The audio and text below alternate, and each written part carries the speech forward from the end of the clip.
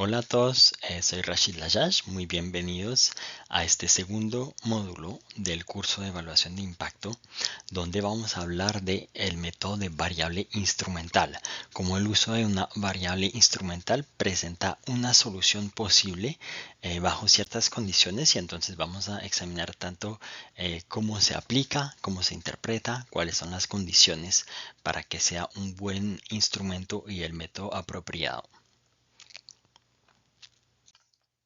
Entonces, ahora queremos entender, a partir de un ejemplo simple, cuál es el problema de endogeneidad que hace que necesitemos una solución como la de variable instrumental. Suponemos que nos interesa saber cuál es el efecto causal del riego sobre el valor de la producción agrícola. Sabemos que el riego permite aumentar la producción agrícola porque pues con mejor agua va a producir más, pero del otro lado pues hay una selección de quién usa el riego y esto nos va a crear un problema de endogeneidad. Suponemos, por ejemplo, que tengamos la estimación siguiente. La producción de la persona I es función de una constante alfa más beta 1 por riego. Esta variable consideramos que es una dummy igual a 1 si el individuo usa riego. Más puede tener algunas variables de control y más epsilon I. Y entonces nos preguntamos, si quieren siempre paren cuando ven este tipo de preguntas con una flecha, un minuto el video para pensar primero antes que yo les dé la respuesta. En este caso, se puede interpretar a este beta 1 como el efecto causal del riego sobre la producción. Sí, no, ¿por qué? Entonces lo piensan. Y les voy a decir, bueno, siempre me pueden decir que esto depende un poco de lo que tenemos en las variables de control. Pero igual, el problema potencial va a estar en la selección de quién tiene riego. Las personas que tienen riego pueden ser personas que tienen más ingresos, que les permitió obtenerlo, personas tal vez que viven en condiciones diferentes, tal vez tienen áreas, cultivan áreas más importantes, tal vez son más proactivos y tienen más conocimiento agrícola, por esto buscaron a tener un sistema de riego. Hay un montón de variables y si uno me puede asegurar que tiene todas estas variables como variables de control, tal vez no tendría un sesgo de endogeneidad porque ya estaría controlando por todo esto. Pero muchas de las variables que mencioné no son tan fáciles de observar y de incluir como variables de control. Entonces muy probablemente tendría un sesgo de endogeneidad debido a la selección el hecho de que los que tienen riego pueden ser muy diferentes de los que no tienen riego. Bueno, como en la sección anterior vimos que los efectos fijos también permiten ayudar a resolver el problema de endogeneidad. Ahora entonces vamos a suponer que tenemos una otra estimación donde tenemos la producción de la persona I en el periodo T. Por ejemplo, en cada año medimos la producción de este hogar.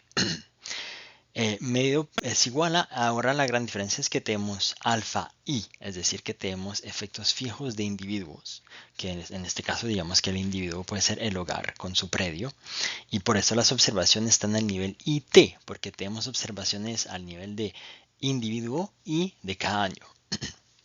Y riego es una dummy igual a 1 si el hogar I tenía riego en el año T, más algunas variables de control. Entonces, muchas de las variables que mencioné antes, de si son un hogar que tiene más tierras, que tiene más, por ejemplo, que vive en condiciones geográficas diferentes, que son más ricos en promedio, son cosas que se pueden captar a través de los efectos fijos. Ok, entonces estamos mucho más tranquilos del efecto de selección que podría existir de varias maneras, pero seguimos teniendo problemas potenciales. Uno de ellos es, ¿por qué este hogar tendría riego, digamos, desde el año T y antes no lo tenía? En este momento decidió hacer la inversión para tener riego. Y tal vez en el momento de decidir esta inversión también decidió hacer muchas otras inversiones. Tal vez tenía justo un proyecto municipal que ayudaba con el riego y con otras cosas al mismo tiempo.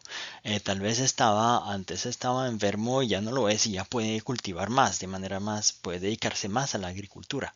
No sabemos, no lo observamos la mayor parte de estas cosas, pero son básicamente cuando tenemos efectos fijos, el efecto de selección no es tanto la selección entre los individuos, porque esto lo controlamos a través de los efectos fijos, sino una selección a través del tiempo. porque en este momento el hogar tiene riego y en otro momento no lo tiene. O tal vez dejó de tener riego después de cierto año y porque lo dejó. Ya no le interesaba cultivar tanto, etc. Esto hace que vamos a tener otra vez un sesgo de endogeneidad potencial. Y la pregunta es, ¿cómo resolver este sesgo de endogeneidad? Entonces aquí vamos a ver el método de uso de un instrumento con el método de variable instrumental para intentar resolver este tipo de problema de endogeneidad. Entonces existen tres causas típicas de la endogeneidad que pueden ser tener una variable omitida, que pueden ser una causalidad inversa y errores de medición en la variable de interés. Para todos esos problemas, como x1 es una variable endógena, tendríamos una correlación entre epsilon y x1. Y esto, la definición típica de la endogeneidad es esta correlación entre el término de error y el x de interés. Pero me interesa mucho que piensen en la práctica qué es lo que genera esta correlación. Y típicamente variables omitidas y causalidad inversa son nuestras preocupaciones mayores. Y entonces el instrumento busca resolver este problema. ¿Cómo lo va a hacer? Va a aprovechar una parte exógena en los cambios de X1. X1 puede cambiar por un montón de razones, pero si hay una parte muy exógena que hace que X1 cambie, vamos a enfocarnos en los cambios de X1 que son muy exógenos. Eso le puede parecer muy abstracto y entonces vamos a entrar a hacer que sea mucho más concreto ya en las diapositivas que vienen. Pero quiero aclarar que esta solución solo funciona bajo ciertas condiciones y mucha gente abusa del uso de variables instrumentales porque usa este método a pesar de que las condiciones no se cumplen. Entonces vamos a enfatizar mucho cuáles son estas condiciones y qué significan en diferentes contextos y cómo asegurarse que cumplen para hacer un buen uso de este método. Es parte de lo que vamos a ver, incluyendo tanto la interpretación, la estimación y de este método.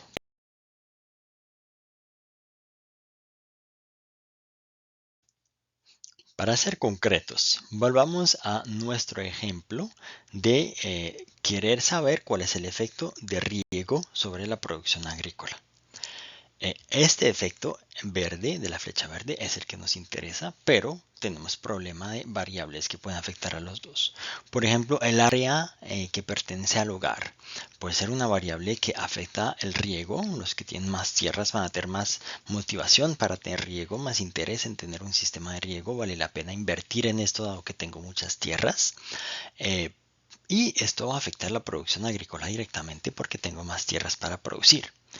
Pero está bien, porque si pongo el área disponible como variable de control, pues estoy controlando por los efectos que esto tiene sobre la producción agrícola y no me va a generar un sesgo si lo mido bien.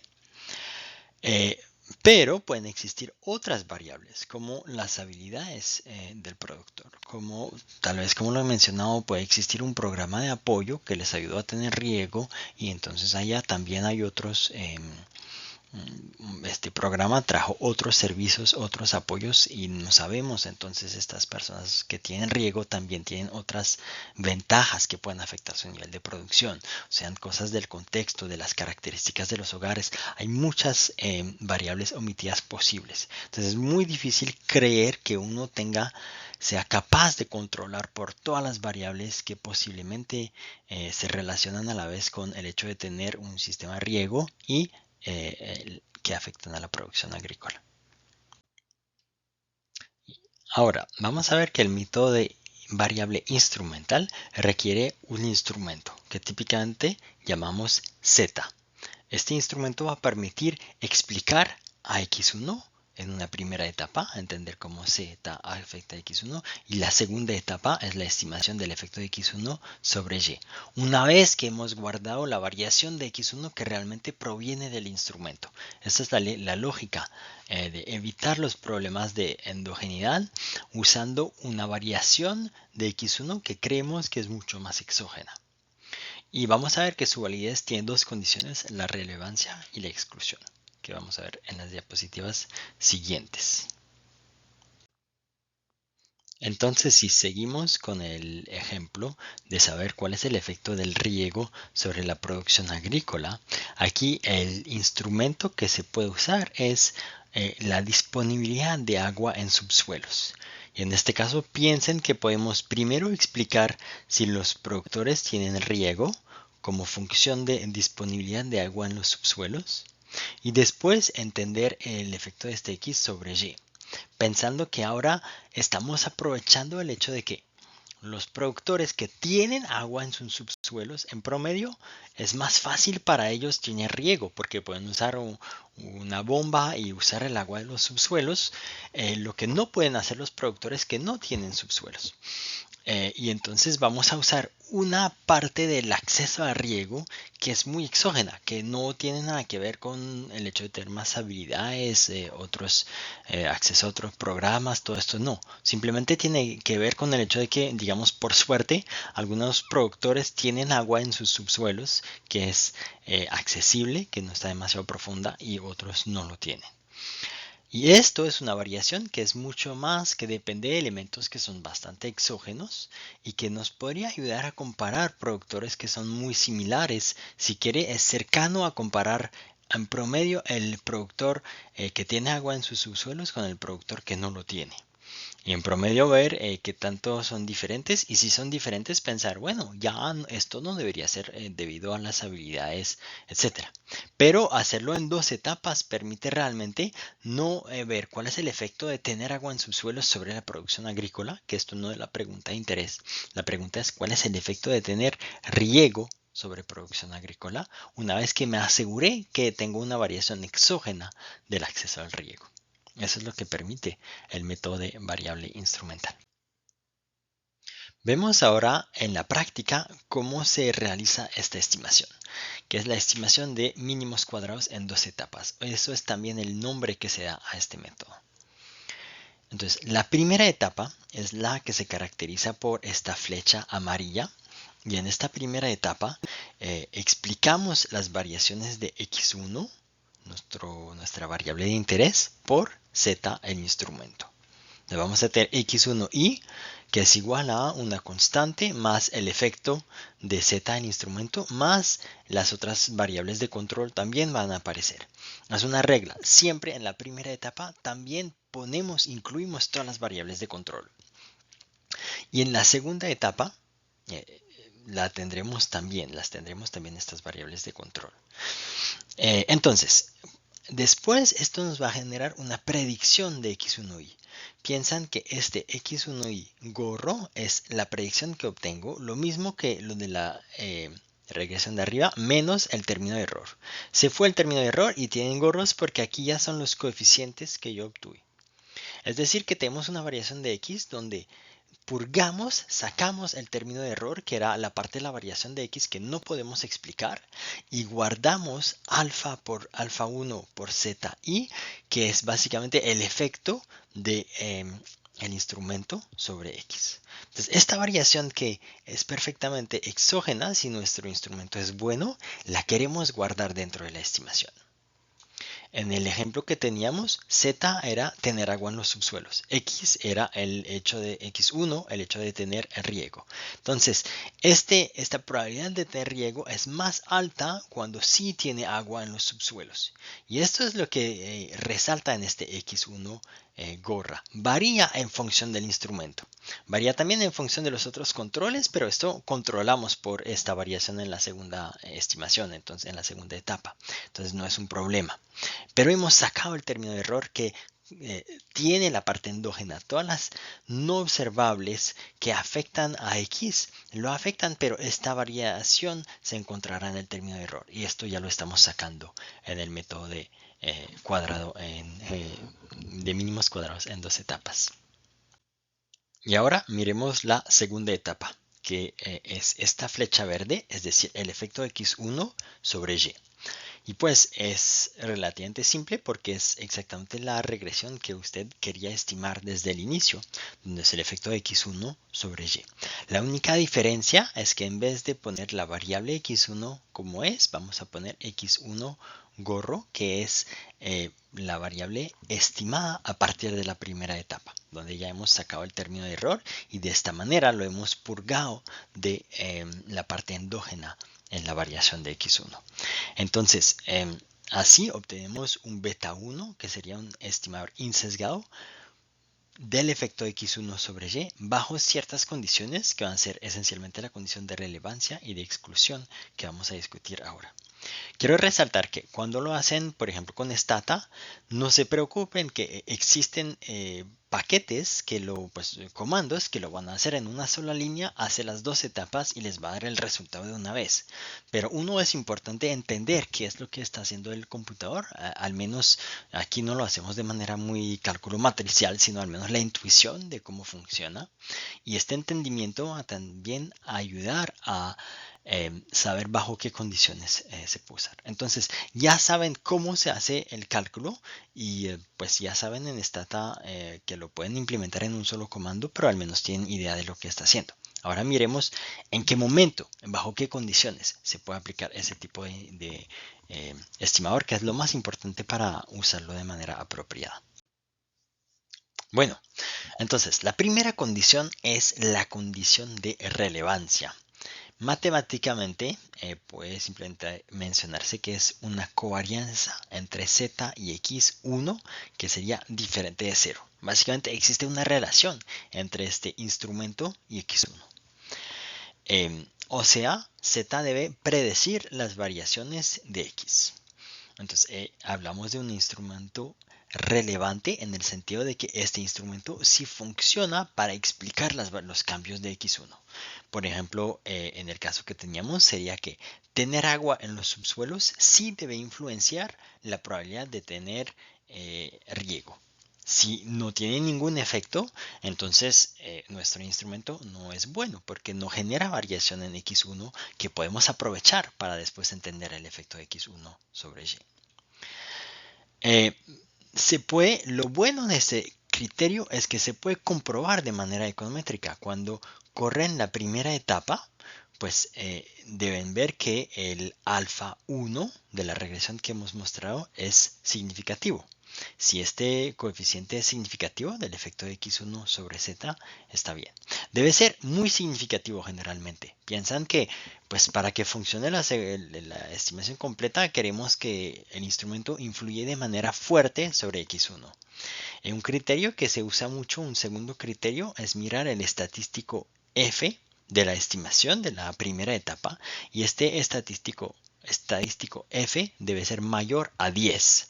Si es mayor a 10, podemos considerar que tenemos una buena relevancia, un instrumento que es suficientemente bueno para generar variación en x1 que nos va a ayudar después a tener una segunda etapa que es que se pueda correr, al menos que tenemos una variación en x1 que podemos usar. Ahora vamos a hablar de la segunda condición, que es la condición de exclusión.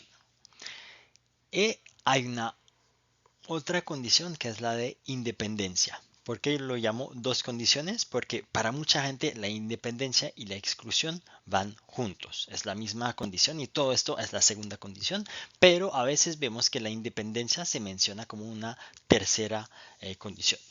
Es una cuestión de vocabulario. Lo importante es que cumple con relevancia, exclusión, incluyendo independencia. Matemáticamente, la exclusión es una covarianza entre el instrumento z y el término de error, que es igual a 0.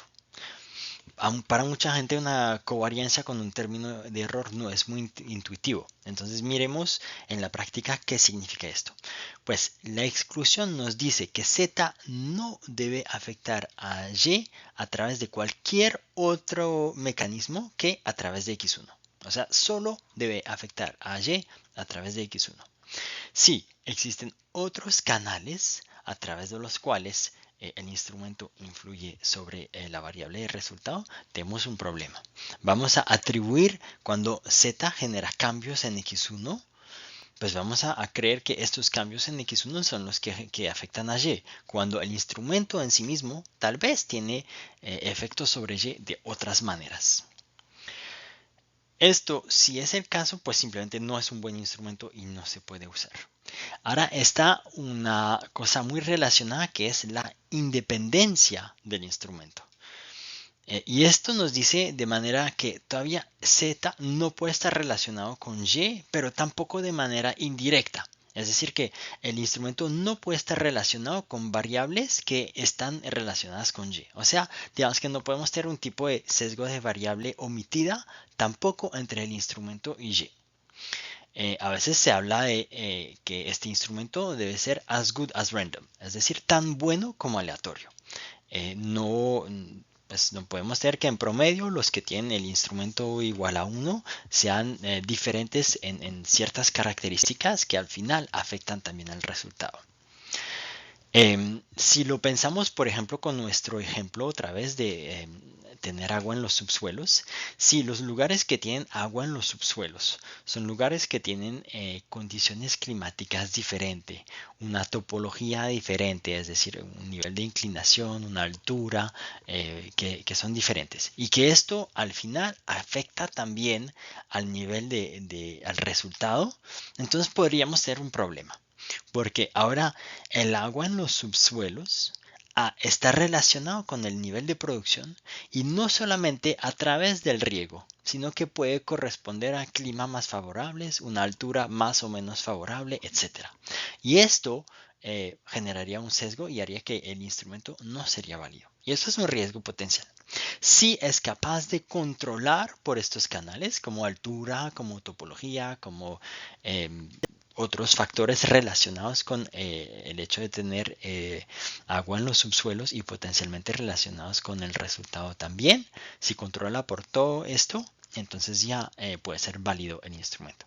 Pero si hay otros canales por los cuales no puede controlar como para apagar este canal de efecto directo, entonces tendríamos un problema de instrumento que no es válido porque no cumple con la condición de exclusión. Quiero resaltar que este problema de usar un instrumento que no cumple con la condición de exclusión es de lo más común en trabajos de estudiantes y de no estudiantes también muchas veces, usar un instrumento que no cumple con la condición de exclusión. En general, la condición de relevancia no es un problema mayor porque se puede comprobar y pues si la primera etapa no funciona bien, pues uno lo deja. Pero si uno no piensa con mucho cuidado en a través de qué canales este Z podría estar relacionado con el resultado final, pues podemos tener muchos casos donde no se cumple esta condición. Entonces es muy importante siempre discutir y poder defender el argumento de que no cumple. Quiero resaltar también que no hay una buena prueba de esta condición de exclusión. Porque en los datos vamos a ver que este Z y Y parecen estar correlacionados y parece una buena cosa porque deben estar correlacionados. Si el instrumento afecta a X, el cual afecta a Y, esto va a generar una correlación entre Z y Y. Entonces, eso es normal.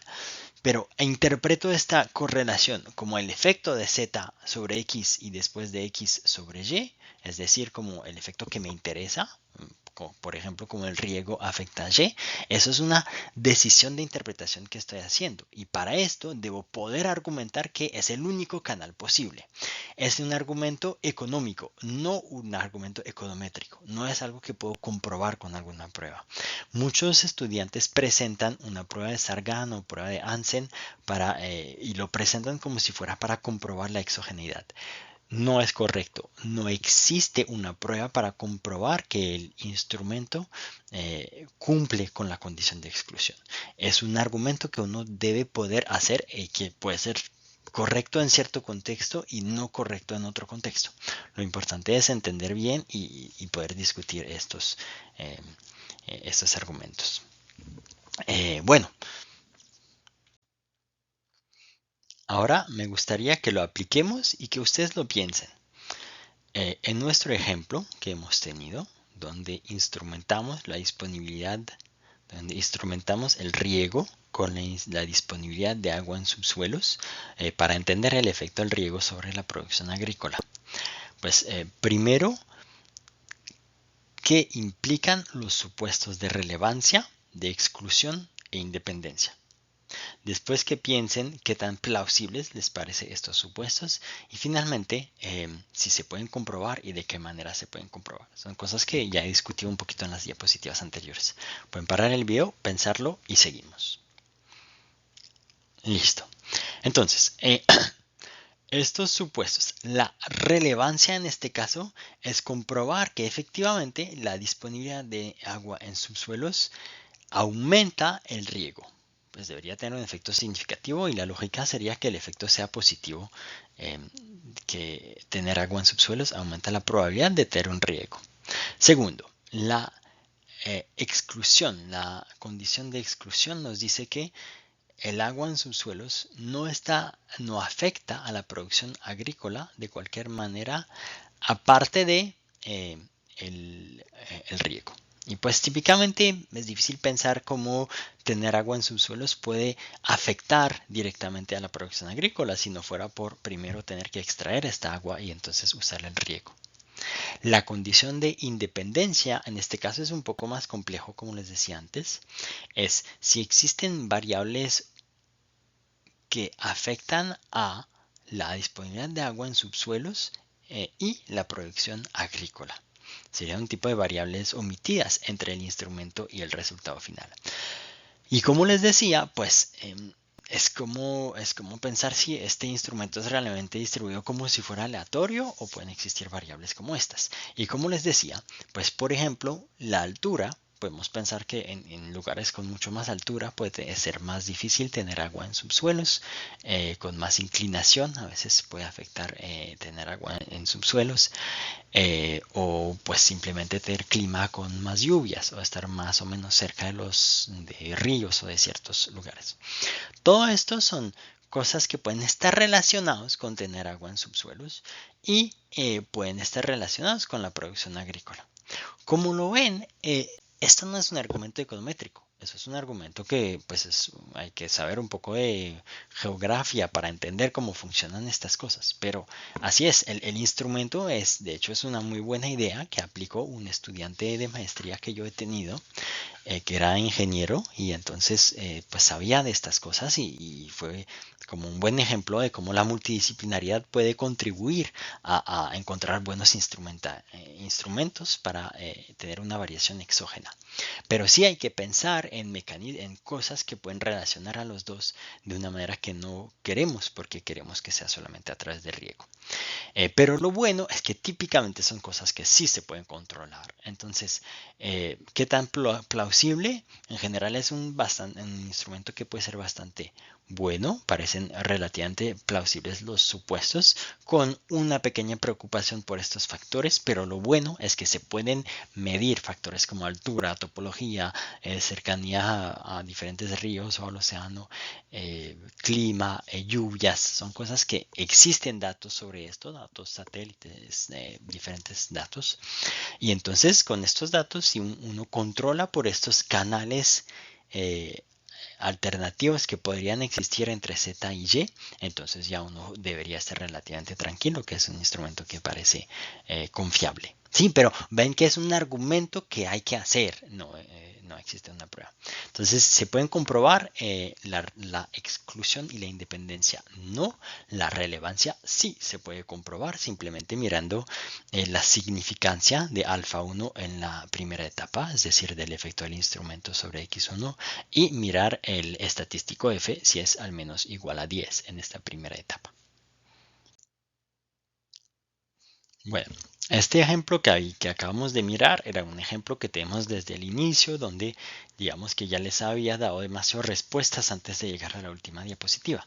Entonces vamos a empezar con un nuevo ejemplo y les voy a hacer las mismas preguntas que implican los supuestos de relevancia, exclusión e independencia y qué tan plausibles son y cómo se comprueban.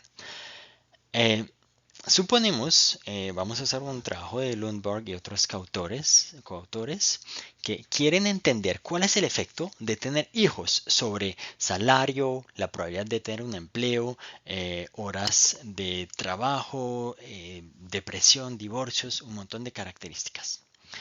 Pero sabemos que los hogares que tienen hijos pueden ser muy diferentes de los hogares que no tienen hijos. Puede ser que algunos esperan ya tener unas condiciones económicas favorables para tener hijos. Puede ser que tienen preferencias diferentes, personalidades muy diferentes, etcétera. Ambición diferente entre los diferentes hogares. Entonces, lo que proponen estos autores es decir, vamos a restringir la muestra a hogares que intentaron tener una fecundación in vitro. Y dentro de estos hogares hay unos para quien esa fecundación in vitro fue favorable y otros para los cuales no fue exitosa. Si es exitosa, imagínense que esta fecundación in vitro es como una lotería. Si tienen suerte, les funciona y tienen un hijo, o a veces más que uno. Y si tienen menos suerte, no les funciona y no les sale. Entonces, es un poco como una lotería y este va a servir como instrumento, la fecundación in vitro, si es exitosa o no. Okay. No es el hecho de tener fecundación in vitro el instrumento, sino si fue exitosa o no. Y en el caso que fue exitosa, esto aumenta la probabilidad de tener hijos. Y esta fertilidad, entonces, este hecho de tener hijos o no, o cuántos hijos tiene, va a afectar estos resultados laborales que mencionamos al inicio, desde salario, empleo, hasta depresión y divorcios también, que van más allá del sector laboral. Ok, esto es la estrategia que proponen los autores. Les pregunto ahí entonces otra vez, ¿qué implican estos supuestos en este caso?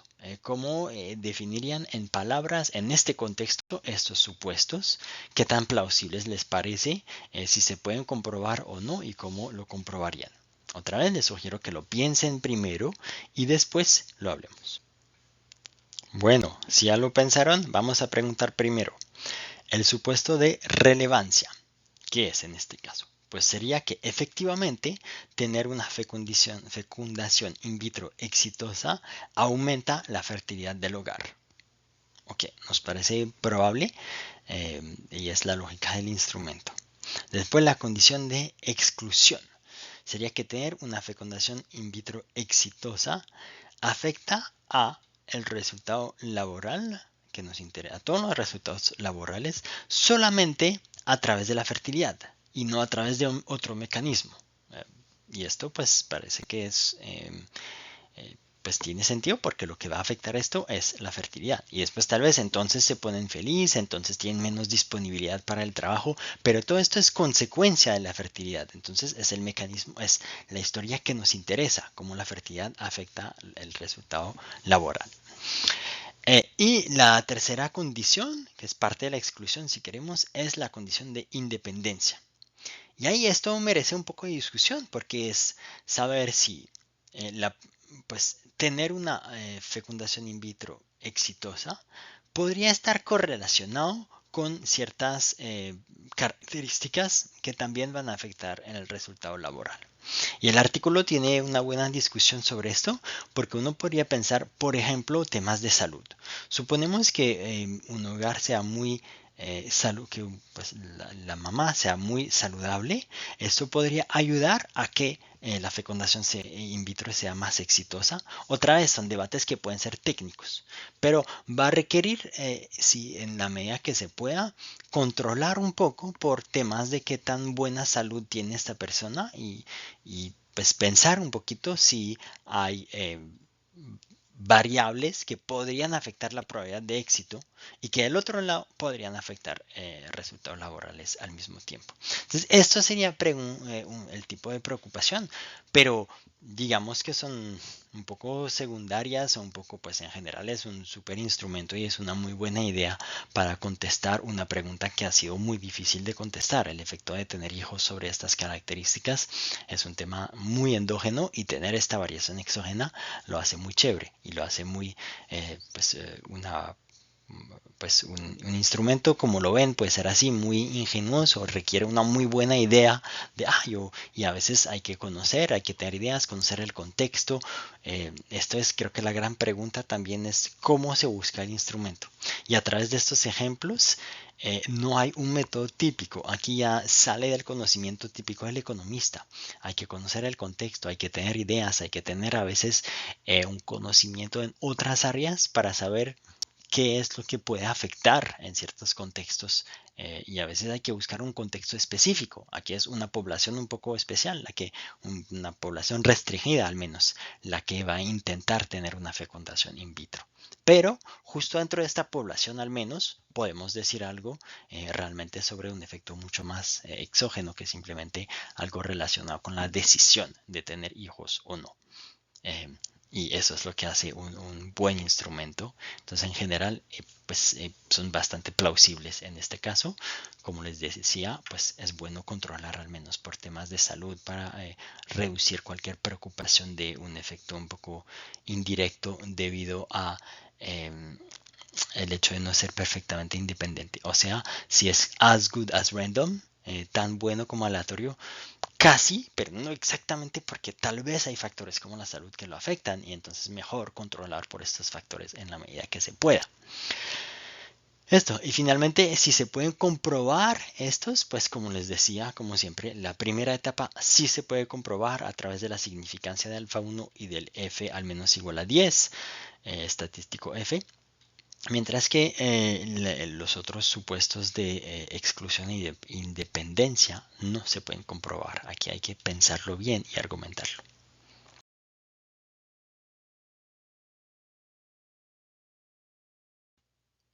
Bueno, ahora para dominar un poquito esta práctica, vamos a seguir con el ejemplo del uso de fecundación in vitro.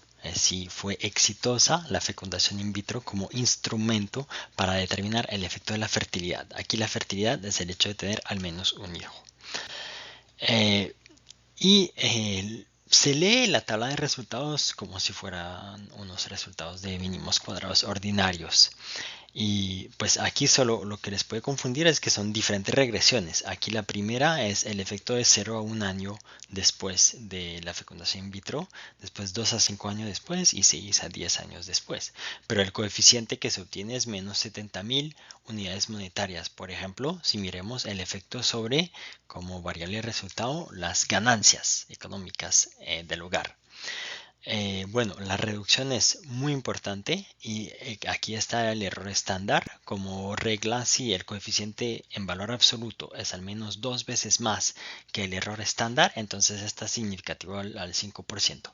Como ven aquí es mucho más que 2 veces más, es como 35 veces más. Entonces está súper significativo este coeficiente. Así se lee. Aquí convirtieron también el efecto en porcentaje del valor promedio, es decir, que corresponde a una reducción del 31% en las ganancias. Y pues tienen otras variables de resultados, pero nos podemos enfocar en esta variable. Por ejemplo, entonces es súper interesante ver que sí, esta fertilidad reduce el 31% las ganancias durante los primeros 0,1 año, pero también hasta entre 2 y 10 años todavía sigue reduciendo las ganancias. Igual 10 años después está 11% menos ganancias que lo que tenía al inicio. Que lo que tiene en promedio y que lo que tiene básicamente el que no tiene fertilidad, el lugar donde no tienen fertilidad. Entonces, muy interesante ver este efecto de largo plazo que tiene la fertilidad sobre los ingresos del hogar. Les voy a hablar ahora de un otro concepto que es la forma reducida. La forma reducida se usa en muchos artículos donde usan el método de variable instrumental y es la regresión siguiente. Es el resultado función del instrumento. ¿Se acuerdan que la segunda etapa es el resultado función del x1 que nos interesa? Aquí es función del instrumento. Entonces lo llama forma reducida porque en vez de tenerlo en dos etapas es como solamente una regresión que mira directamente cómo el instrumento afecta al resultado final. Por ejemplo, en nuestro ejemplo de fecundación in vitro sería cuál es directamente el efecto de tener una fecundación in vitro exitosa sobre los ingresos del hogar, por ejemplo. Entonces uno eh, esperaría que el efecto sea negativo, dado lo que hemos visto en los resultados anteriores. Tener más fertilidad reduce los ingresos. ¿Para qué sirve esta forma reducida? Uno es como una visión más transparente, pues eh, si la historia corresponde a lo que uno esperaría, pues deberíamos ver un efecto negativo. También hay ciertas situaciones donde en sí mismo tiene una interpretación. Una interpretación que puede ser interesante este coeficiente que obtenemos con la forma reducida. En este caso nos dice cuál es el efecto de tener una fecundación in vitro exitosa sobre los ingresos. No el efecto de tener fertilidad, porque sabemos que es un poco indirecto en la relación entre los dos. Bueno, ahora podemos aprovechar mirar otra tabla de resultados de este mismo artículo, donde esta vez en vez de tener fertilidad como variable de interés, tenemos si la fecundación in vitro fue exitosa. Y miramos el efecto de esto podemos mirarlo sobre ganancia. Cuando miramos el efecto de esto sobre fertilidad, lo que tenemos aquí en esta primera columna es la primera etapa. Entonces acuérdense que nos interesaba la primera etapa para averiguar la relevancia. ¿Cómo lo vemos? Entonces debe ser muy significativo el efecto de tener una fecundación in vitro exitosa sobre fertilidad. Y vemos que si fue exitosa, esto aumenta aproximadamente 69% la probabilidad de tener una fertilidad positiva, es decir, de tener al menos un hijo en este caso, durante los años 0-1. Del año 2 a 5 esto se reduce a 0,32, pero todavía en dos casos son coeficientes súper significativos porque el coeficiente es mucho más que 2 veces más que el error estándar. Y a los 6 a 10 años lo aumenta el 0,23%, ¿sí? Para ser más correcto, 0,23 puntos porcentuales. Entonces, estos aumentos nos dicen que sí es exitosa el hecho de tener una fecundación in vitro positiva, aumenta la fertilidad. Uno diría, pero ¿por qué no es uno? Si dice que fue exitosa la fecundación in vitro, eso debe aumentar la fertilidad. Pero pensemos que hay gente para quien la fecundación in vitro no fue exitosa, pero para esta persona es posible que igual alcanzan a tener un hijo naturalmente o con una otra fecundación in vitro el año siguiente, etcétera. Entonces más tiempo les damos y más con el tiempo los que fueron eh, perdedores en esta lotería de la fecundación in vitro acaban también teniendo hijos y entonces disminuye la diferencia, pero igual es un instrumento fuerte, un instrumento que le aumenta el 23 puntos porcentuales después de 6 a 10 años. Y entonces miren que el estadístico F es 38.427. Entonces, claramente mucho más que 10 y entonces en todos casos estamos muy tranquilos con la relevancia en este artículo, no hay ningún problema. Son estadísticos muy fuertes y esto puede depender de cada estimación. Esto nos da información sobre la primera etapa. Ahora que sabemos esto que vemos aquí es la forma reducida. Porque acuérdense que en la forma reducida explicamos el resultado por el instrumento directamente. Entonces, ¿cómo se lee, por ejemplo, este menos 48.600? Pues que tener una fecundación in vitro exitosa durante el año 0,1 reduce de 48.633 las ganancias, los ingresos del hogar. Y lo reduce de 9.400 entre 2 y 5 años y también lo reduce de casi 7.000 entre 6 y 10 años. Así se interpreta entonces nuestra estimación reducida. Ahora, para las diapositivas que vienen, vamos a pensar todavía en el método de variable instrumental, pero donde vamos a suponer que este instrumento es una dummy igual a 0 o 1 y el X que tenemos también es una dummy que es igual a 0, 1 y entonces 1 si está tratado y 0 si no está tratado. Y el Z es el instrumento y por ejemplo nuestro ejemplo con fertilidad y con fecundación in vitro, pues exitosa o no, pues también eran dummies en este caso, entonces seguimos en la misma línea de pensamiento. Todo lo que hemos dicho antes funciona de la misma manera cuando tenemos dummies, pero nos da la ventaja de que podemos usar un poquito nuestro vocabulario sobre contrafactual, porque ahora antes el x podía ser una variable continua. Ahora vamos a pensar más en un grupo de tratados que tiene un x igual a 1 y un grupo de control que tiene un x igual a 0. Y el hecho de trabajar con dummies que caracterizan a nuestro tratamiento tanto como nuestro instrumento nos permite formar grupos. Entonces vamos a hablar primero de los siempre tratados.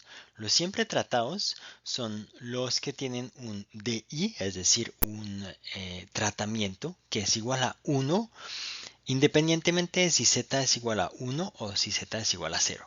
Es decir, son siempre tratados. Son personas que igual pensamos en nuestro ejemplo de fecundación in vitro, son personas que igual si no les hubiera ido bien, si no hubiera sido exitosa la fecundación in vitro, alcanzan de una manera u otra a tener hijos. Entonces siempre estarían tratados. Les voy a hacer esta categorización y después les voy a explicar bien cómo lo usamos. Existe un segundo grupo de personas que son los nunca tratados, los que van a tener una variable de tratamiento DI igual a 0, independientemente de si el instrumento es 0 o es 1. O sea, no van a tener hijos, igual si funciona o no la fecundación in vitro, en el ejemplo que tenemos en el último artículo. El tercer grupo de personas son los que llamamos los cumplidos. En inglés los compliers, y de hecho ha sido un poco difícil encontrar la mejor traducción en español. Los vamos a llamar los cumplidos. Cumplidos son los que están tratados solamente si el instrumento es igual a 1 y no están tratados si el instrumento es igual a 0. Son cumplidos o compliers en el sentido que van en la dirección por donde los empuja el instrumento. Si el instrumento los empuja a, pues digamos por ejemplo que la fecundación in vitro no sea exitosa, pues estas personas no van a tener hijos. Pero si fuera exitosa, ahí van a tener hijos. Y este va a ser el grupo que más nos interesa porque es el grupo para quien funciona el instrumento. ¿Sí? Nuestro instrumento está hecho para generar una variación exógena entre el nivel de tratamiento de las personas. Entonces, los cumplidos que se van a encontrar en este grupo y en este grupo son los que realmente nos van a ofrecer el contrafactual que estamos buscando. Son gente que cambiaron su comportamiento por esta razón que es bastante exógena, que es si sí o no fue exitosa la fecundación in vitro en el caso de ellos. Bueno, y tenemos un otro grupo que llamamos los desafiantes. Los desafiantes se comportan al revés, es decir que si el instrumento es igual a 1, entonces no van a estar tratados. Y si es igual a 0, estarían tratados. Es como pensar si tendrían un hijo solamente si la fecundación in vitro es un fracaso, no fue exitosa. Como lo ven, es muy poco intuitivo y típicamente hacemos el supuesto de que no existen desafiantes. El instrumento solo puede empujar hacia el tratamiento, no va a afectar a personas para que reduzca su probabilidad de estar tratados. Entonces, dado esto, nos quedamos con tres grupos que se reparten de esta manera, ¿sí? O sea, en el caso que el instrumento sea igual a 0, vamos a tener los que no están tratados, que van a ser una mezcla de nunca tratados y de cumplidos, es decir, los que en cualquier caso hubieran sido tratados, y los que no son tratados precisamente porque el instrumento fue igual a 0. Y vamos a tener los que están tratados, a pesar de que el instrumento sea igual a 0. Y tenemos este otro grupo de los que están ahora sí en este ejemplo, si la fecundación in vitro funcionó, vamos a tener gente que igual a pesar de que funcionó no tuvieron hijos. ¿Sí? Son los nunca tratados, los para quien no funciona el instrumento, pero siempre se quedan en el grupo de los no tratados. Vamos a tener los siempre tratados, para los cuales el tratamiento es igual a 1.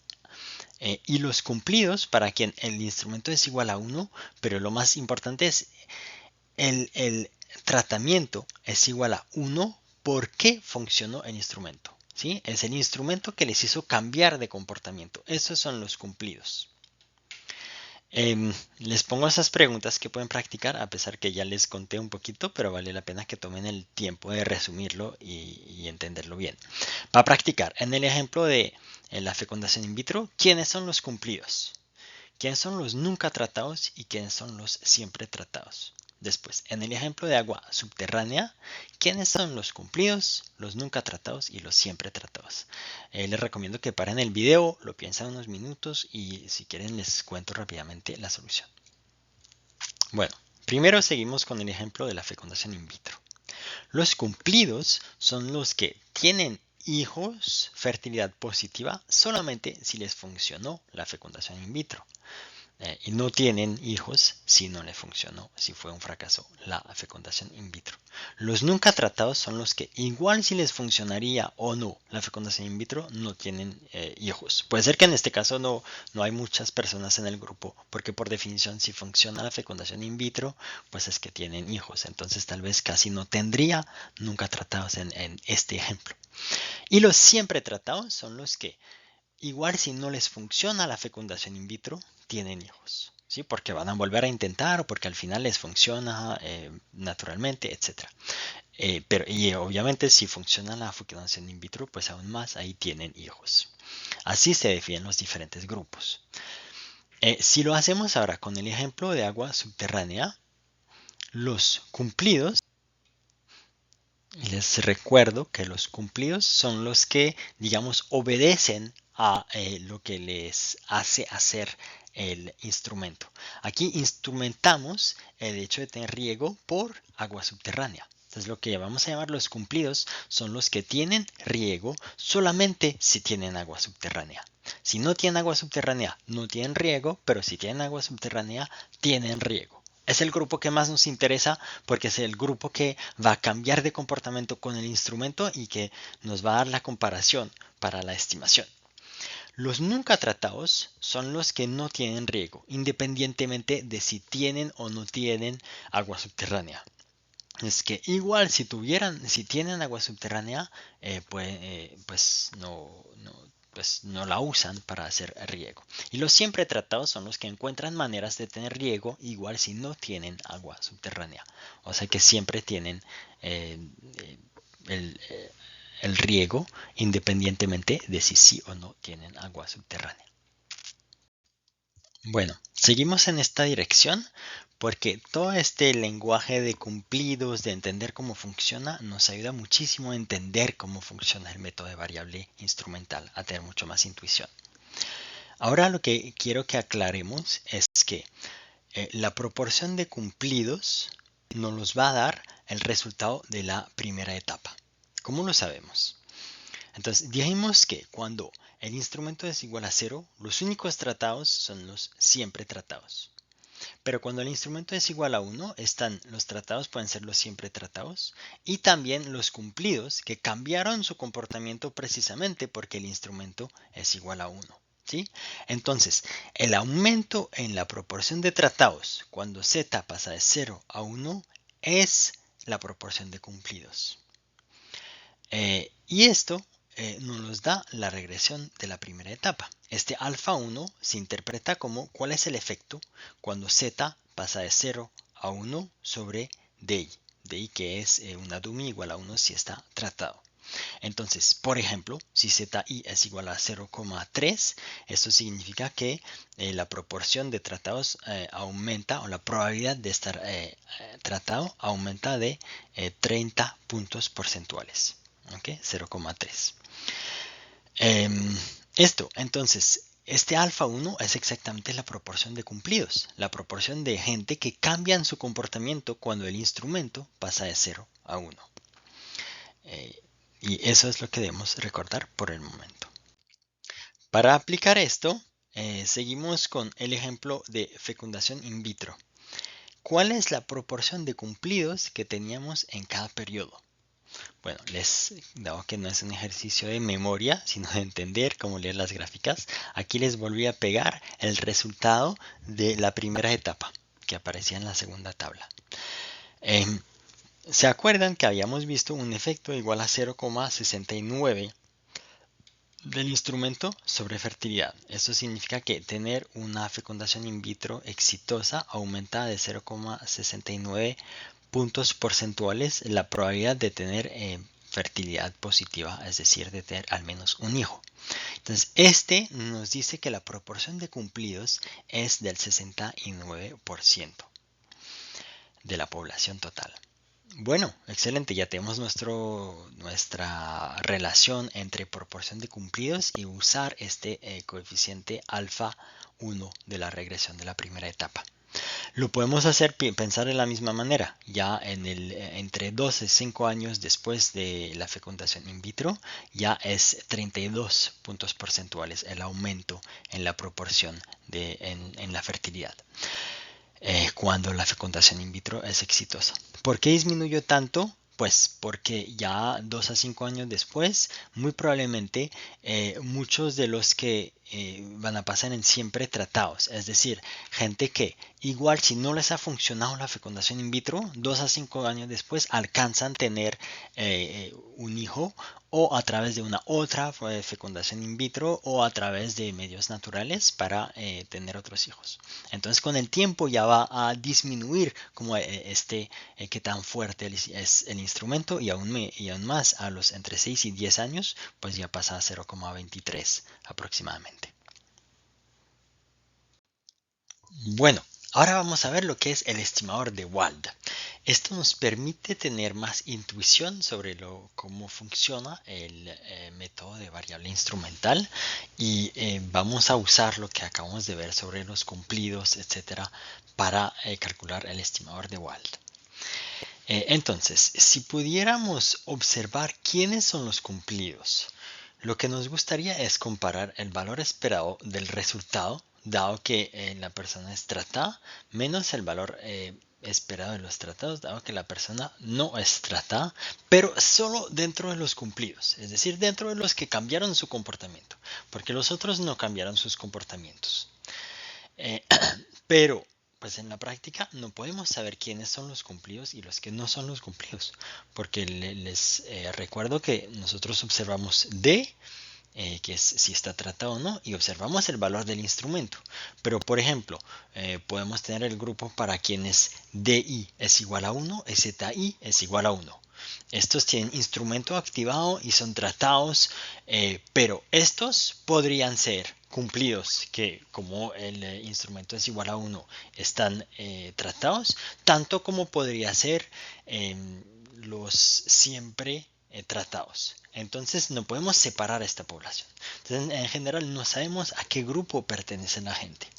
Pero igual así, lo mágico, si quiere, en el método de variable instrumental es que sin saber quiénes son los cumplidos y quiénes no lo son, nos permite calcular el impacto, este efecto que nos interesa, bajo ciertos supuestos. Y la lógica es que vamos a comparar el promedio de los que tienen el instrumento igual a 1 menos el promedio de los que tienen el instrumento igual a 0. Pero tenemos que ajustar por la proporción que cambió su tratamiento debido al instrumento y esta proporción es la proporción de cumplidos. Ya les explico cómo lo hacemos. No, una manera de entender el estimador de Wald es que es una manera alternativa de obtener el estimador como el que obtenemos a través de los mínimos cuadrados en dos etapas, pero lo obtenemos de otra manera, que es una combinación del resultado de la primera etapa y del resultado de la forma reducida. ¿Y esto cómo lo hacemos? Pues de nuevo, sabemos que cuando el instrumento ZI pasa de 0 a 1, dos cosas van a ocurrir. La primera etapa nos dice que la proporción de tratado aumenta de alfa 1. ¿Sí? La primera etapa nos dice como la probabilidad de tener el tratamiento igual a 1, función de Z y del instrumento, entre otros parámetros. Entonces, alfa 1 nos dice de cuánto aumenta la proporción de cumplidos. Y la forma reducida, que es explicar directamente el resultado como función del instrumento, nos dice que el resultado aumento de gamma 1. Entonces tenemos dos cosas que pasan. Los cumplidos aumentan de tantos, los tratados aumentan de tantos por cientos y el valor del resultado aumenta de tanto. Entonces el estimador de Wald usa estos dos valores, este gamma 1 y este alfa 1. Y nos dice que podemos obtener el coeficiente que nos interesa, que es el efecto de X sobre el resultado a partir de la relación entre estas dos variables, gamma 1 sobre alfa 1. Y el valor de este estimador que obtenemos es igual a lo que podríamos obtener con la estimación de mínimos cuadrados en dos etapas en el caso de no tener controles. Pues si hay controles, esto modifica un poquito el coeficiente, pero igual nos da una aproximación bastante cercana a lo que nos daría el mínimo cuadrado en dos etapas, ya que típicamente los controles no generan un cambio muy importante. Seguramente todo esto les parece bastante abstracto en este momento. Entonces ahora vamos a aterrizarlo, primero mirando cómo se calcula y segundo, más importante aún, entender la intuición y qué nos dice realmente este estimador de Wald. ¿Cómo se calcula? Entonces, les recuerdo que lo que necesitamos es primero el coeficiente que obtenemos en la primera etapa y segundo el coeficiente que obtenemos en la forma reducida. Les dejo intentarlo ustedes mismos mirando los earnings, que son las ganancias, esta columna, y los efectos de 2 a 5 años. Entonces los efectos que estamos por aquí. ¿Cuál sería el alfa 1, el gamma 1 y entonces el beta Wald que obtenemos aplicando la fórmula que acabamos de ver? Lo intentan y siguen con el video. Bueno, entonces nos da el alfa 1 es el efecto que miremos aquí 0,32 porque esto es el efecto de el instrumento tener una fecundación in vitro exitosa sobre la fertilidad. Y el gamma 1, la forma reducida del efecto de la fecundación in vitro exitosa sobre las ganancias es de menos 9400. Eso es como la pérdida de ganancias que ocurre para los que tuvieron un hijo, pues que tuvieron una fertilidad in vitro exitosa, lo que aumentó la probabilidad de tener un hijo del 32%. Entonces, cuando quiero calcular el beta 1 de Wald, pues simplemente voy a calcular la tasa de gamma 1 sobre alfa 1 y voy a obtener el resultado. Esto lo vemos en la próxima diapositiva y nos vamos a preguntar si este beta 1 estimado por cuánto este beta 1 de Wald se acerca del beta 1 que teníamos estimado. Para esto necesitamos volver a la otra tabla. Bueno, aquí podemos comprobar la solución. Como lo decíamos, alfa 1 es el 0,32 que se encontraba en la primera columna, que es la primera etapa. El gamma 1 se encontraba en la segunda columna, que es la forma reducida con earnings, menos 9402. Y entonces el beta 1 de Wald es la relación entre estos dos coeficientes, como nos dice la fórmula, gamma 1 sobre alfa 1. Y nos da menos 29.381. Y para saber qué tanto se acerca del coeficiente que se obtuvo con los mínimos cuadrados en dos etapas, pues comparamos aquí con el coeficiente que nos aparece aquí, menos 29.378, y vemos que efectivamente los dos son muy cercanos. Entonces nos da algo bien cercano a lo que obtuvimos con el método de mínimos cuadrados en dos etapas. Para resumir, nuestro coeficiente que obtenemos por mínimos cuadrados en dos etapas también es la relación entre el efecto que tiene el instrumento sobre el resultado y el efecto que tiene el instrumento sobre la probabilidad de estar tratado. Yo divido uno por el otro y me da el coeficiente de X, la variable de interés que está instrumentada sobre el resultado. ¿Por qué será esto? Ya lo vemos en esta diapositiva siguiente. Listo. Aquí voy a simplificar un poquito los números para que les quede un poco más fácil entender. Suponemos que el alfa 1 es un tercio de la población son cumplidores, son los que cambian de comportamiento cuando la fecundación in vitro es exitosa y acaban teniendo fertilidad positiva. Suponemos que el gamma 1 es menos 1000, es decir, que la fecundación in vitro reduce de 1000 los ingresos del hogar, y que el beta 1 es de menos 3000, es decir, que el efecto de la fertilidad sobre el ingreso es de menos 3000. ¿Por qué funciona así, de esta manera? Creo que una manera muy simple de entenderlo es pensar en una población donde hay un tercio que son cumplidos, ¿sí? Un tercio, ¿sí? Y sabemos que en esta población, cuando el instrumento se activa, es decir, que es exitosa la fecundación in vitro, el promedio, el resultado completo de la población se reduce de menos 1000. Entonces la pregunta que le podría hacer es, ¿cuál es el efecto que debe tener esta población sobre solamente en los compliers? Aquí es el único lugar donde sí vamos a ver un cambio, es dentro de los compliers. Y este efecto, ¿cuál debería ser para que toda la población reduzca su ingreso de 1000? Pues este efecto debería ser 3 veces más, porque tenemos solo un tercio de la población. Entonces, lo que nos da que menos 1000, el resultado que encontramos en la población total es un tercio multiplicado por menos 3000. En este sentido, hay un tercio de la población que está afectada por el tratamiento, y este tercio de la población pierde 3000 en ingreso.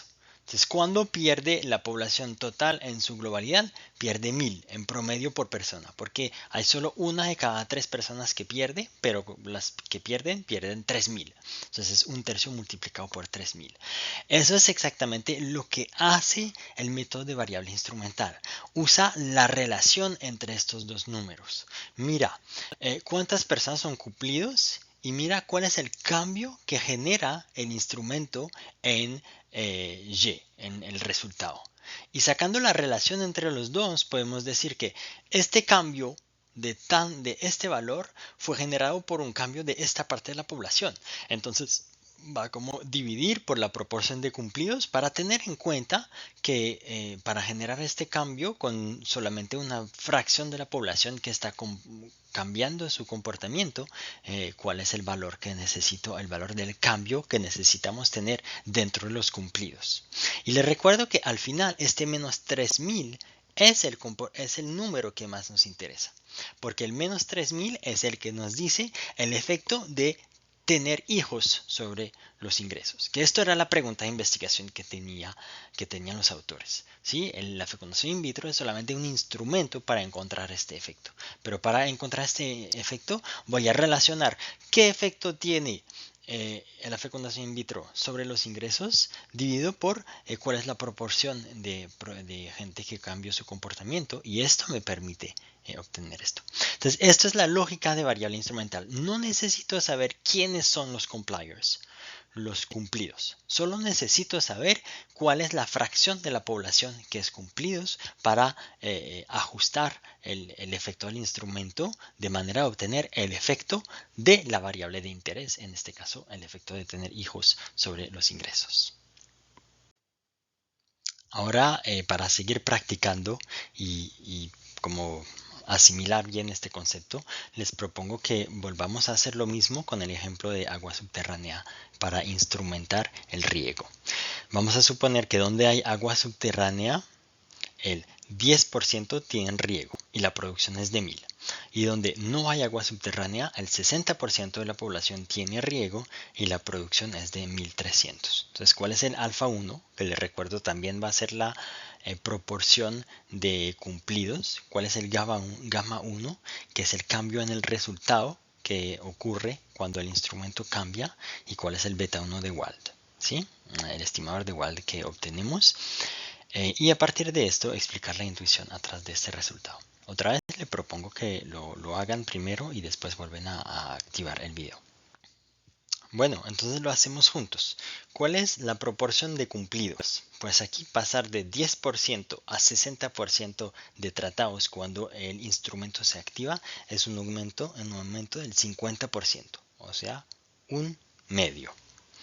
¿Cuál es el GABA 1? Pues vemos un aumento aquí de 300 cuando pasamos en la producción, cuando pasamos de instrumento igual a 0 a instrumento igual a 1. Entonces, 300. Y el beta wald es la relación entre estos dos números. 300 dividido por un medio, es decir, 300 multiplicado por 2. Y eso nos da 600. ¿Cómo lo interpretamos? Pues hay que pensar que si observamos un aumento de más 300 en la producción, dado que solamente la mitad de la población cambió su comportamiento, es decir, empezó a tener riego gracias a el agua subterránea. Entonces esto significa que los que tienen riego deben tener un medio multiplicado por 600. Eso es igual a 300.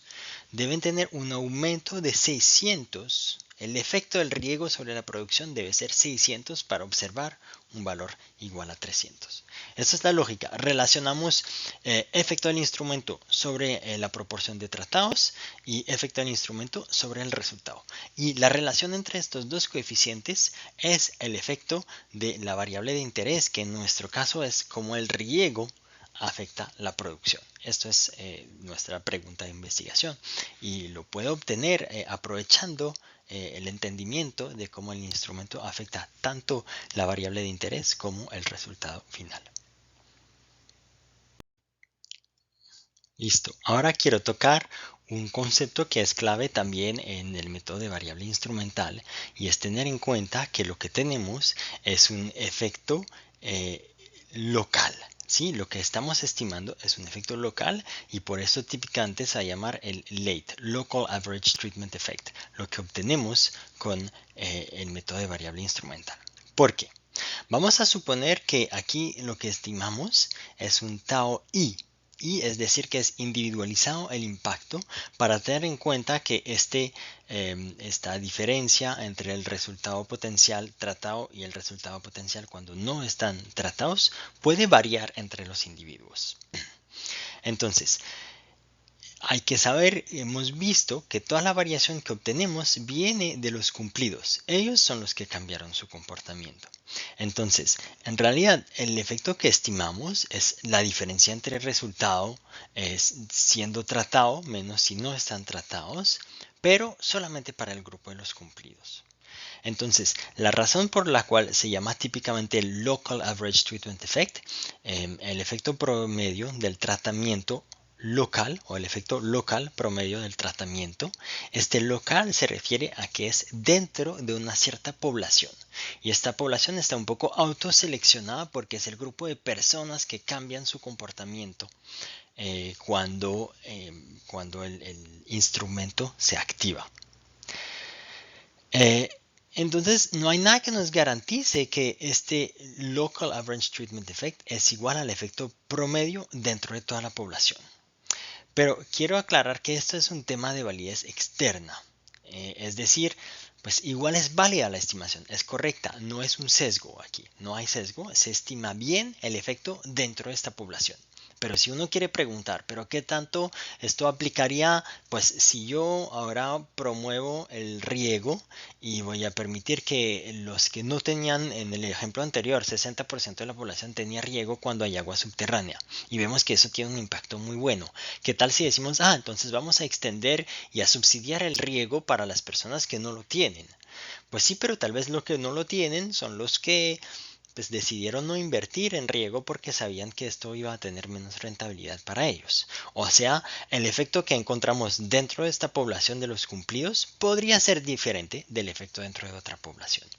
Y esto es algo que siempre tenemos que manejar con cuidado en la interpretación.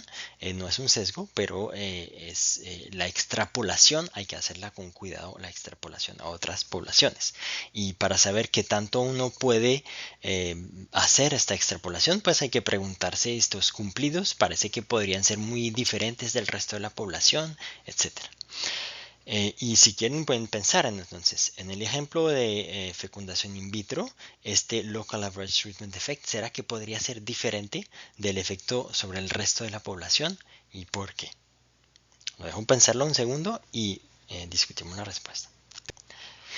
Pues sí, hay claramente una autoselección de una población que se fue a hacer una fecundación in vitro, ¿sí? Y después que cambian su comportamiento en caso de tener una fecundación in vitro. Entonces es una muestra muy específica de gente, por ejemplo, que quería mucho tener hijos.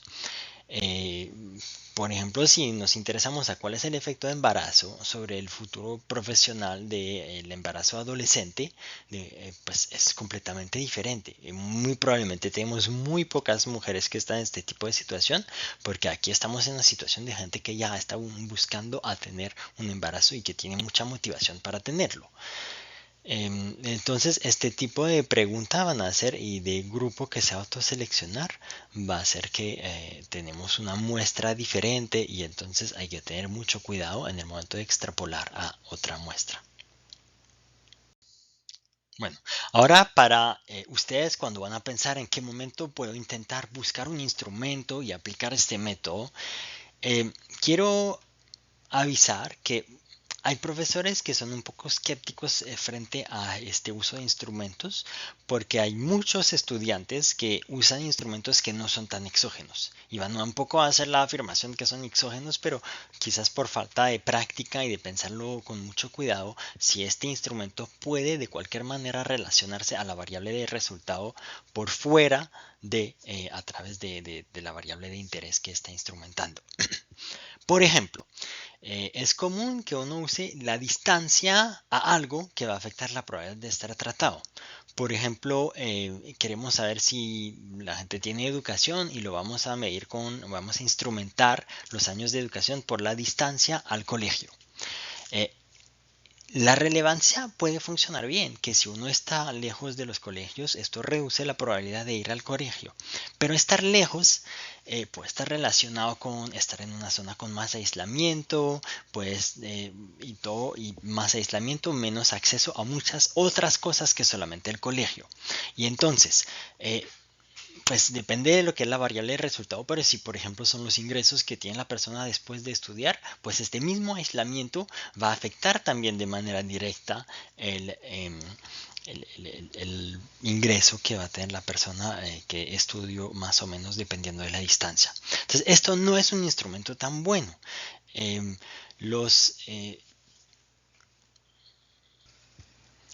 Los eventos relacionados al clima son interesantes porque esto la gente lo usa mucho y pues tiene una cierta, pues tiene un uso que es bueno, pues el clima es muy exógeno, si hay lluvia, si no hay lluvia, de hecho es un ejemplo de los que yo daba al inicio.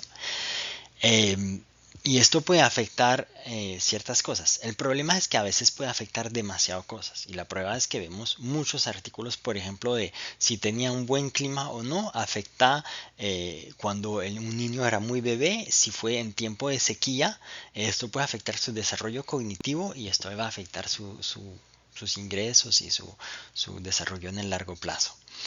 Hay muchas, o si no, hay evidencia de que el clima puede afectar el riesgo de conflicto también. Y entonces, el único riesgo es garantizar la restricción de exclusión. Porque es bueno tener un instrumento que afecta algo, pero el clima tiende a afectar varias cosas, desde la probabilidad de conflicto, la probabilidad de moverse, porque en muchos lugares afecta la calidad de las vías, los rendimientos agrícolas, etcétera. Entonces, dependiendo de cómo lo van a usar, hay que tener mucho cuidado. ¿Será que también puede afectar a mi resultado por diferentes canales? Y yo diría que de manera general, todo lo que se relaciona de cerca o lejos al mismo individuo, al nivel de observación que tiene, es un riesgo. Por eso, distancia, son cosas que si se encuentran en esta distancia, tal vez es por una razón, etcétera. Los buenos instrumentos entonces típicamente van a buscar cambios que pasaron un poco más lejos de la persona de cada individuo, pero que lo afecta.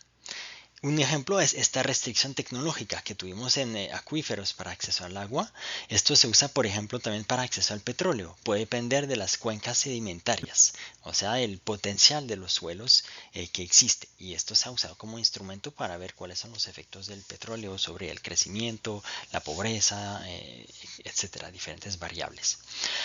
Puede ser una restricción administrativa que sea muy exógena. tal vez hay momentos de decisión que nos van a afectar, pero que no son directamente relacionadas a nosotros. Por ejemplo, si me atribuyen un crédito o no, eso depende de mis características. Pero en un ejemplo típico son en Estados Unidos los jueces están seleccionados al azar en ciertos procesos y estos jueces se sabe que unos son mucho más estrictos que otros. Entonces si queríamos saber el efecto de mandar a la cárcel a ciertas personas, pues es muy endógeno si una persona se va a la cárcel o no, porque típicamente si se va es que probablemente ha hecho cosas que hace que tiene que ir. Pero esta asignación de un juez mucho más estricto o no ha sido un factor muy exógeno que permite al final saber cuál es el efecto de mandar mucho más, con mucho más probabilidad a la cárcel a las personas que cometen un delito. Y esto ha sido usado mucho como instrumento que de manera se puede argumentar como bastante exógeno porque es una decisión que pasa muy afuera de esta persona.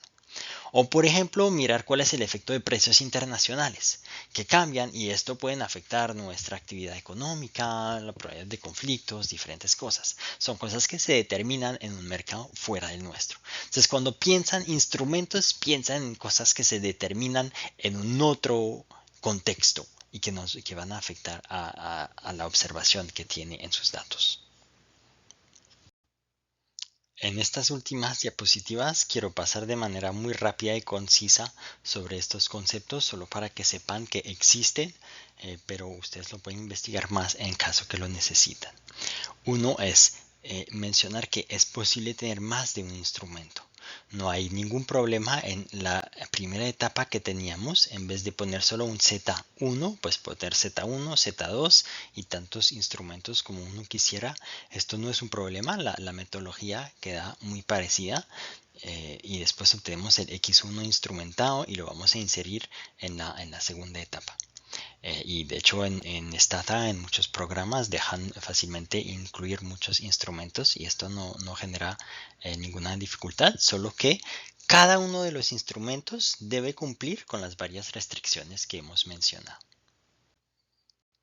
Y segundo, es posible tener múltiples variables endógenas, como aquí tenemos el X1 y el X2.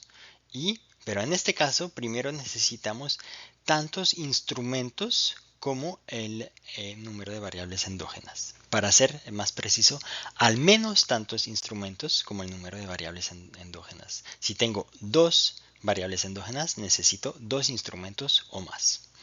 Y la otra cosa que hay que saber es que a veces pensamos en un instrumento para X1 y otro instrumento para X2. Tal vez es así en lo que queremos explicar, pero en el momento de correr la primera etapa, cada X endógeno es función de todos los instrumentos. Esto es una regla y tiene que ser así. Ahora, si creo que el primer instrumento explica bien X1 y el segundo instrumento explica bien X2, debería ver que el coeficiente que le corresponde es el que sale más significativo. Y esto lo puedo mirar para comprobar que mis instrumentos funcionan, predicen los X como yo lo tenía en mente. Pero lo importante es que siempre regresamos, entonces podemos tener varias primeras etapas, una para cada variable endógena, pero en cada caso regresamos sobre todos los instrumentos.